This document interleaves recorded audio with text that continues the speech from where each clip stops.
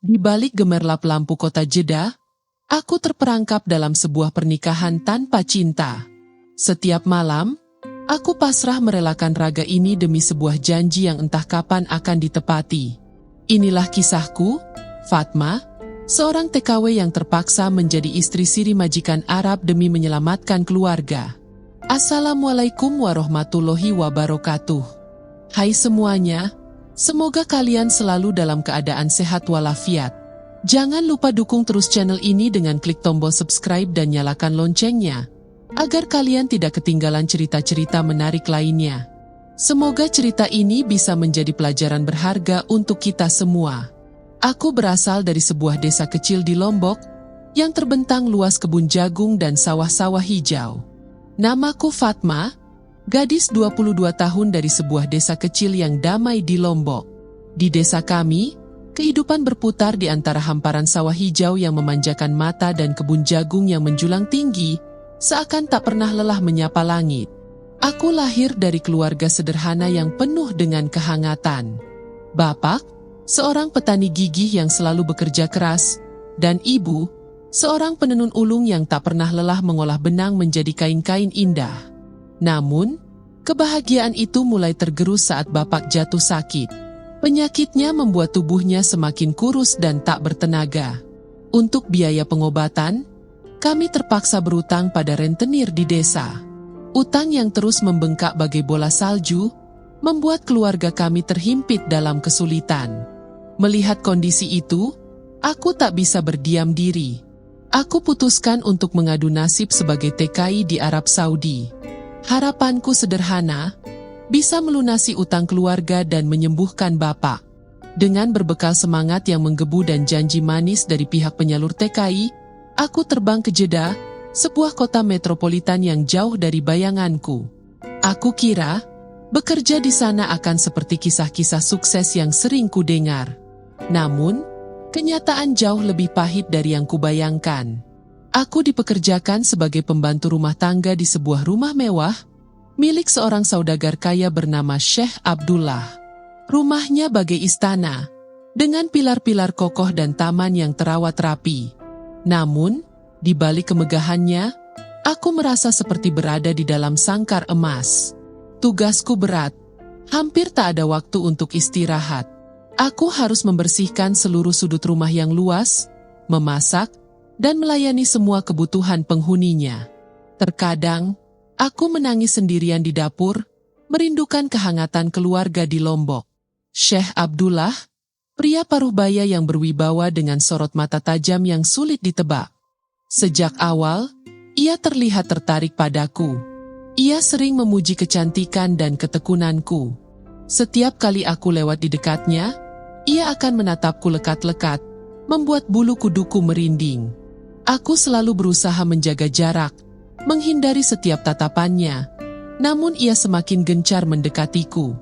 Ia sering menanyakan kabar keluargaku, pura-pura peduli, padahal aku tahu ada maksud lain di balik semua kebaikannya.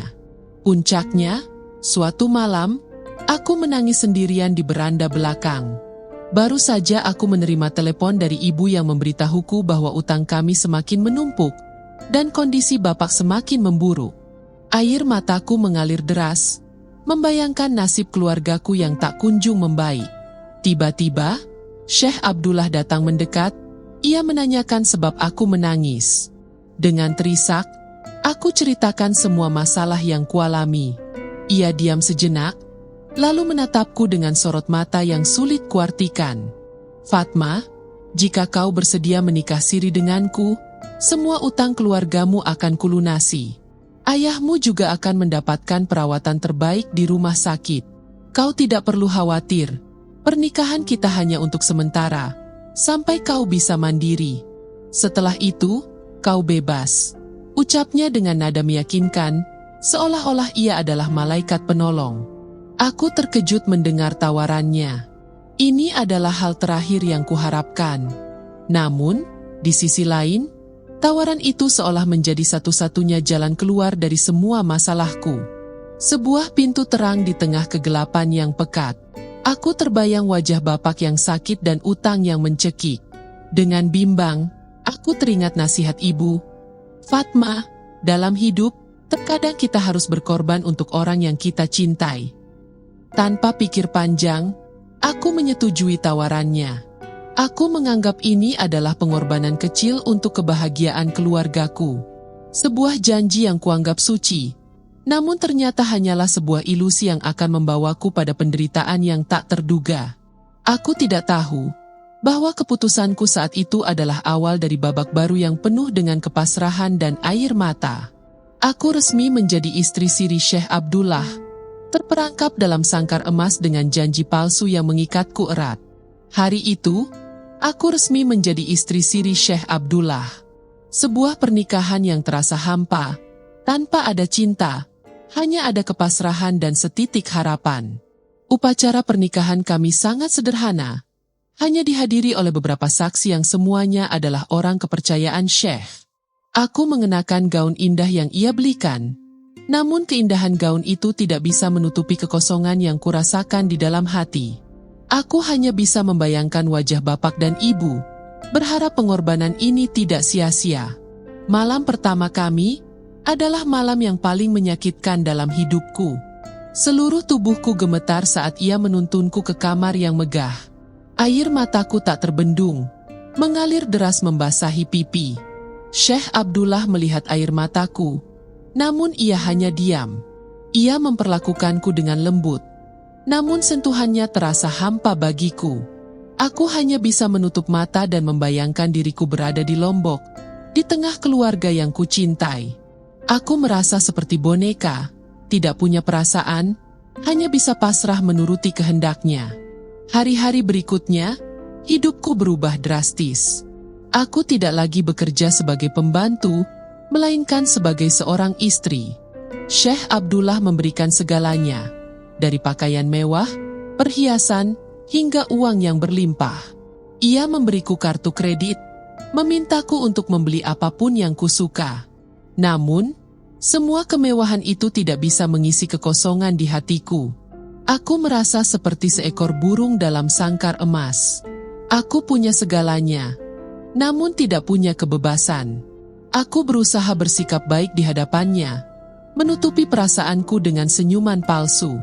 Syekh Abdullah sering mengajakku pergi, membeli barang-barang mewah, dan makan di restoran mahal. Namun, di setiap momen itu, aku merasa seperti ada yang hilang. Aku merindukan tawa ibu, cerita-cerita bapak, dan kehangatan sederhana yang kurasakan di Lombok. Uang yang ia berikan tidak bisa menggantikan semua itu. Setiap malam, aku hanya bisa pasrah menuruti keinginannya. Aku berusaha menjadi istri yang baik, yang patuh, yang tidak pernah mengeluh. Namun, di dalam hati, aku selalu menangis. Aku berharap, suatu hari nanti, semua ini akan berakhir. Aku berharap bisa kembali ke Lombok, berkumpul dengan keluarga, dan hidup bahagia tanpa harus menjadi istri kedua dari seorang saudagar kaya. Sebuah harapan yang terus kupelihara di tengah kegelapan yang melingkupiku. Kebahagiaan semu yang kurasakan itu hancur berkeping-keping seiring kembalinya istri sah Syekh Abdullah, Aisyah. Ia kembali dari perjalanan bisnisnya di London, membawa aura kemewahan dan keanggunan yang tak bisa kupungkiri. Aisyah adalah wanita cantik yang cerdas, berpendidikan tinggi, dan berasal dari keluarga saudagar terpandang di Jeddah. Di matanya, aku hanyalah seorang wanita asing, pendatang yang tak pantas berada di sisi suaminya. Sejak kembalinya Aisyah, hidupku di rumah itu berubah 180 derajat.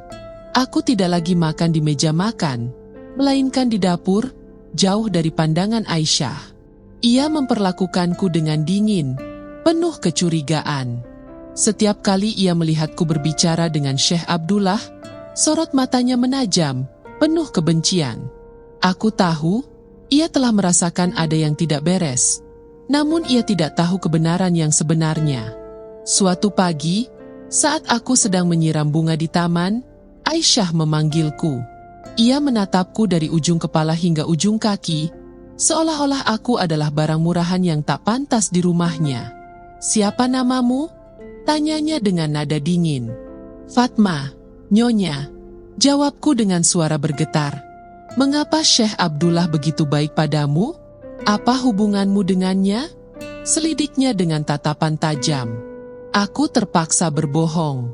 Saya hanyalah pembantu baru, Nyonya. Syekh Abdullah memang orang yang baik kepada semua pelayannya. Aisyah tidak percaya begitu saja. Jangan bohong. Aku tidak pernah melihat pembantu diperlakukan seistimewa ini. Cepat tunjukkan paspor dan surat-suratmu. Hatiku berdegup kencang, takut kebohongan ini akan terbongkar. Namun, aku tidak punya pilihan lain. Aku terpaksa memberikan paspor dan surat-suratku.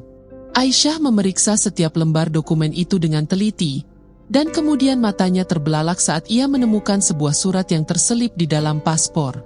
Sebuah surat nikah siri yang menyatakan bahwa aku adalah istri sah Syekh Abdullah. Wajah Aisyah memerah padam. Ia menatapku dengan tatapan penuh amarah, seolah ingin membunuhku saat itu juga. Tanpa mengucapkan sepatah kata pun, ia menamparku dengan keras. Dasar wanita jalang, beraninya kau menikahi suamiku, teriaknya histeris. Ia menyeretku ke ruang tamu, di mana Syekh Abdullah sedang membaca koran. Syekh Abdullah terkejut melihatku diseret oleh Aisyah. Ia mencoba menenangkan Aisyah, namun Aisyah tidak mendengarkan. Ia melemparkan surat nikah siri itu ke hadapan Syekh Abdullah. Apa ini, Abdullah? Jelaskan padaku, siapa wanita ini? Mengapa kau menikahinya tanpa persetujuanku? Teriak Aisyah. Suaranya menggema di seluruh ruangan. Syekh Abdullah terdiam, wajahnya pucat. Ia tidak bisa menyembunyikan kebenaran ini lagi. Aku hanya bisa menunduk, pasrah, menunggu nasibku yang akan ditentukan di detik-detik selanjutnya. Aisyah, yang murka, tidak mau mendengarkan penjelasan apapun dari Syekh Abdullah. Ia tidak peduli dengan alasan-alasan yang dilontarkan suaminya. Bagi Aisyah, kehadiran seorang istri siri adalah aib besar bagi martabatnya dan kehormatan keluarga. Ia menuntut agar Syekh Abdullah menceraikanku saat itu juga. Aisyah mengancam akan melaporkan Syekh Abdullah ke pihak berwajib dan memisahkan mereka. Ia juga mengancam akan membeberkan aib ini kepada seluruh kerabat dan rekan bisnis. Syekh Abdullah tertekan. Ia tidak ingin kehilangan segalanya, baik nama baik, harta, maupun istri sahnya. Dalam keputusasaan, Syekh Abdullah menatapku. Matanya penuh penyesalan, namun juga ada ketakutan yang kentara. Fatma, kau harus pergi, ucapnya dengan suara pelan. Aisyah tidak bisa menerima ini. Kau akan kuhantar ke bandara. Aku akan memberimu sejumlah uang dan kau bisa kembali ke Indonesia. Hatiku hancur berkeping-keping. Aku tahu ini akan terjadi. Ini adalah akhir dari janji manis yang pernah ia berikan. Ia memintaku pergi, mengusirku dari kehidupan yang telah ia bangun. Namun, di sisi lain, ia mencoba meyakinkanku. Jangan khawatir, Fatma. Aku akan menjemputmu. Setelah Aisyah tenang, aku akan menyusulmu ke Indonesia. Kita akan melanjutkan pernikahan kita di sana. Aku tahu itu hanya janji palsu. Sebuah kebohongan untuk menenangkan hatiku yang terluka.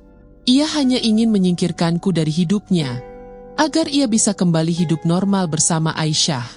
Dengan air mata yang tak terbendung, aku mengangguk.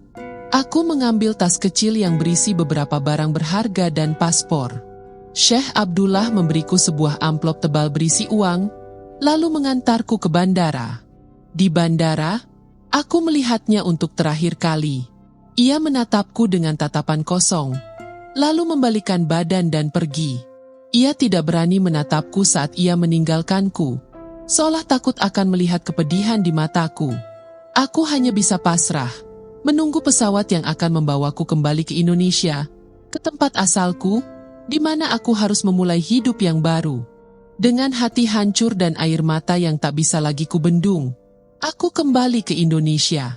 Sepanjang perjalanan di pesawat, pikiranku melayang. Aku tidak tahu apa yang harus kukatakan kepada keluarga. Apakah aku harus jujur tentang pernikahan siri itu? Tentang bagaimana aku terpaksa menjadi istri kedua hanya demi uang? Atau, apakah aku harus berbohong, berpura-pura bahwa aku pulang karena kontrak kerjaku telah habis? Akhirnya, aku memilih opsi kedua. Aku tidak ingin membebani ibu dan bapak dengan cerita yang menyakitkan. Aku ingin mereka bahagia, tidak peduli apapun yang terjadi padaku. Saat tiba di Lombok, aku disambut hangat oleh keluarga. Ibu memelukku erat, air matanya tumpah karena haru.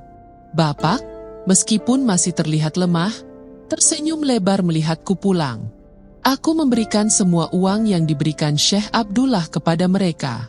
Ini semua hasil kerjaku, ibu, bapak, kataku dengan senyum yang dipaksakan. Mereka sangat bahagia, tidak menyadari bahwa di balik uang itu, ada kisah yang menyakitkan. Utang kami lunas, dan bapak bisa mendapatkan perawatan yang lebih baik. Namun, di dalam hatiku, ada kekosongan yang tak bisa diisi oleh uang. Hari-hari berlalu, aku mencoba kembali ke rutinitas lamaku. Aku membantu ibu menenun, dan kadang-kadang pergi ke sawah bersama bapak. Aku berusaha untuk melupakan semua yang terjadi di Arab Saudi. Namun, bayang-bayang Syekh Abdullah seringkali muncul. Aku berharap, janji palsunya untuk menjemputku akan menjadi kenyataan.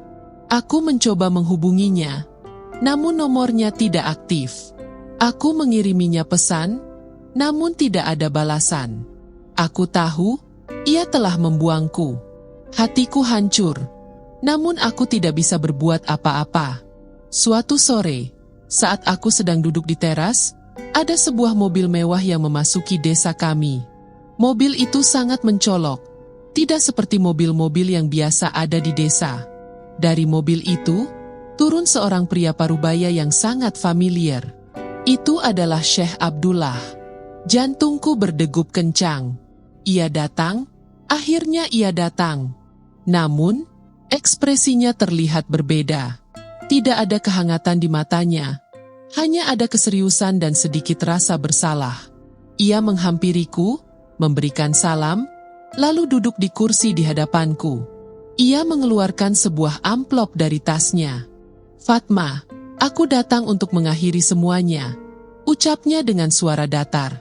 Aku terkejut. Aku tidak bisa berkata-kata. Ia kemudian mengeluarkan sebuah surat dari dalam amplop itu. Sebuah surat cerai. Aisyah mengancam akan membeberkan semuanya jika kita tidak bercerai. Aku tidak bisa kehilangan bisnis dan martabatku, jelasnya. Ia kemudian memberikan amplop yang berisi uang tebal. "Ini kompensasi untukmu. Aku harap kau bisa memulai hidup yang baru." Hatiku hancur berkeping-keping. Air mataku menetes, membasahi pipi. Aku tidak bisa menerima kenyataan ini. Aku telah mengorbankan segalanya. Namun yang kudapat hanyalah sebuah surat cerai dan setumpuk uang. Aku menatapnya, mencari sedikit pun rasa cinta di matanya. Namun tidak ada. Ia hanya menatapku dengan tatapan kosong, seolah aku hanyalah sebuah beban yang harus ia singkirkan. "Aku harap kau mengerti, Fatma," ucapnya lagi, lalu berdiri. Ia berpamitan, lalu kembali ke mobilnya. Aku hanya bisa menatap punggungnya, yang perlahan menjauh, hingga akhirnya menghilang dari pandanganku. Aku menangis sejadi-jadinya, merasa diriku sangat bodoh. Aku telah ditipu oleh janji manis, dan kini, aku harus menghadapi kenyataan pahit sendirian. Inilah akhir dari kisahku dengan Syekh Abdullah, sebuah akhir yang menyisakan luka yang dalam dan pelajaran berharga tentang arti pengorbanan. Setelah Syekh Abdullah pergi, aku terpuruk dalam kesedihan yang mendalam. Selama beberapa minggu, aku hanya bisa berdiam diri di kamar, meratapi nasib. Ibu dan bapak khawatir, mereka terus bertanya. Namun aku hanya bisa menjawab dengan air mata. Aku merasa bodoh, telah mengorbankan segalanya demi janji kosong. Uang yang diberikan Syekh Abdullah terasa hampa, tidak bisa menutupi luka di hatiku. Namun, perlahan-lahan, aku bangkit. Aku sadar, aku tidak bisa terus-menerus terpuruk. Aku harus melanjutkan hidup, tidak hanya untuk diriku sendiri, tapi juga untuk ibu dan bapak. Dengan sisa-sisa keberanian yang kumiliki, aku memutuskan untuk membuka lembaran baru. Aku putuskan untuk menggunakan uang yang diberikan Syekh Abdullah sebagai modal. Aku tidak ingin uang itu menjadi pengingat atas rasa sakit yang kualami. Aku ingin uang itu menjadi simbol kebangkitanku. Aku membuka sebuah warung kecil di depan rumah, menjual berbagai macam kebutuhan sehari-hari dan makanan ringan. Aku belajar untuk mandiri, tidak lagi bergantung pada siapapun. Aku belajar berinteraksi dengan orang-orang, tersenyum, dan berbagi cerita. Perlahan, hatiku yang tadinya hancur mulai terisi kembali dengan kebahagiaan-kebahagiaan sederhana. Aku menemukan kebahagiaan dalam melayani pelanggan, dalam melihat senyum mereka, dan dalam mendengar cerita-cerita mereka. Waktu terus berjalan, dan aku kembali menjadi Fatma yang ceria, yang dulu pernah hilang. Aku mulai aktif di kegiatan-kegiatan desa, seperti pengajian dan arisan. Di salah satu pengajian itulah, aku bertemu dengan seorang pria baik, seorang guru ngaji bernama Hasan. Ia adalah pria yang sederhana, namun hatinya sangat tulus. Ia selalu tersenyum saat melihatku, dan matanya selalu memancarkan kebaikan. Hasan mulai sering datang ke warungku, bukan hanya untuk membeli barang, tapi juga untuk mengobrol. Kami sering berbincang tentang banyak hal, dari hal-hal yang ringan hingga hal-hal yang serius. Suatu hari, ia bertanya tentang masa laluku. Aku terdiam, ragu-ragu untuk menceritakannya. Namun, aku tahu, jika aku ingin memulai hubungan yang serius dengannya, aku harus jujur. Aku menceritakan semua kisahku, dari awal hingga akhir, tanpa ada yang kututupi. Aku menceritakan tentang terpaksa menjadi istri siri, tentang pengkhianatan yang kualami, dan tentang kesedihan yang kurasakan. Hasan mendengarkan dengan sabar, tanpa sedikit pun menghakimi. Setelah aku selesai bercerita, ia hanya tersenyum. Fatma, masa lalu adalah pelajaran. Yang terpenting, kau telah berhasil melewati semua itu. Aku mencintaimu, apa adanya, dengan semua masa lalumu. Hatiku terharu. Akhirnya, ada seseorang yang mencintaiku dengan tulus, tanpa memandang masa lalu. Hasan melamarku, dan aku menerimanya. Kami menikah, dan kali ini, pernikahan kami didasari oleh cinta yang tulus. Kami membangun keluarga kecil yang bahagia. Hasan adalah imam yang baik untukku, dan ia memperlakukanku dengan sangat baik. Aku bersyukur, di balik semua pedih yang kualami, Tuhan memberiku jalan keluar yang lebih indah. Aku belajar bahwa kebahagiaan sejati tidak bisa dibeli dengan harta, melainkan dengan cinta yang tulus dan ketulusan hati. Aku tidak lagi membenci masa laluku. Masa lalu itu telah membentukku menjadi wanita yang kuat dan mandiri. Masa lalu itu telah mengajarkanku arti pengorbanan dan ketulusan. Aku bersyukur, karena berkat masa lalu itu, aku bisa menemukan kebahagiaan sejati yang tak ternilai harganya. Demikianlah kisahku. Semoga kalian bisa mengambil pelajaran dari apa yang aku alami. Jangan pernah menyerah dalam menghadapi cobaan hidup. Selalu ada pelangi setelah hujan. Wassalamualaikum warahmatullahi wabarakatuh.